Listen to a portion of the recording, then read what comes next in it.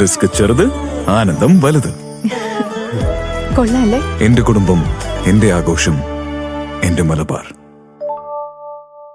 ലോക്സഭാ തെരഞ്ഞെടുപ്പിന് ആവശ്യമായ സാമഗ്രികളടങ്ങിയ കിറ്റ് നിറയ്ക്കൽ നിലമ്പൂർ താലൂക്ക് ഓഫീസിൽ പൂർത്തിയായി.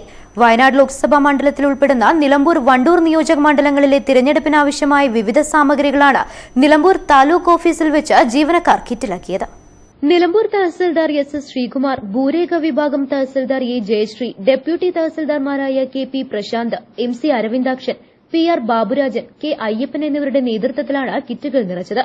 കിറ്റുകൾ താലൂക്ക് ഓഫീസിൽ സുരക്ഷിതമായി സൂക്ഷിക്കും. ബുധനാഴ്ച രാവിലെ ഇവ നിലമ്പൂർ താലൂക്ക് ഓഫീസിൽ നിന്ന് തെരഞ്ഞെടുപ്പ് സാമഗ്രികൾ വിതരണം ചെയ്യുന്ന കേന്ദ്രമായ ചുങ്കത്ര മാർത്തോമ കോളേജിലേക്കും മാർത്തോമ ഹയർ സെക്കൻഡറി സ്കൂളിലേക്കും മാറ്റും. തുടർന്ന് 25-ന് രാവിലെ മുതൽ ബൂത്തുകളിലേക്ക് വിതരണം നടത്തും. നിലമ്പൂർ വണ്ടൂർ നിയോജക മണ്ഡലങ്ങളിലായി 408 പോളിംഗ് ബൂത്തുകളാണുള്ളത്. ഒരു ബൂത്തിലേക്ക് ഒരു കിറ്റ് എന്ന നിലയ്ക്കാണ് വിതരണം നടത്തുക. എന്നാൽ അടിയന്തര ഘട്ടങ്ങളിൽ ഉപയോഗിക്കാനായി 50ഓളം കിറ്റുകൾ കൂടുതലായി തയ്യാറാക്കി സൂക്ഷിക്കും. ഇവ അത്യാവശ്യ ഘട്ടങ്ങളിൽ ഉപയോഗിക്കും.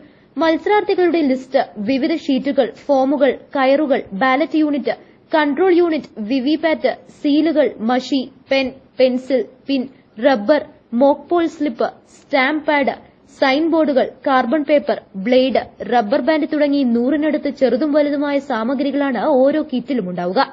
News bureau, Nilambur. Real fruit power, real juices from Dabur.